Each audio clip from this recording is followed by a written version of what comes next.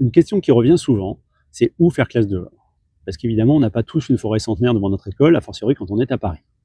Le conseil que j'ai envie de vous donner, c'est on fait avec ce qu'on a. Parce que pensez au regard des enfants. Ce petit coin de pelouse que vous trouvez trop petit, ok, peut-être dans 15 ans, quand ils repasseront, ils se diront que vous êtes un peu moqué d'eux. Mais aujourd'hui, pour eux, ce coin, il est grand. Il est plus grand que leur classe et en plus, il est en plein air. À Paris, aujourd'hui, il y a 350 enseignants qui font classe dehors toutes les semaines. Et même à Paris, ils ont trouvé leur coin de nature, même dans une ville aussi dense. D'ailleurs, la plupart vont toutes les semaines dans le même lieu, parce que l'idée, c'est de créer une habitude, que les élèves se familiarisent avec ce lieu de nature.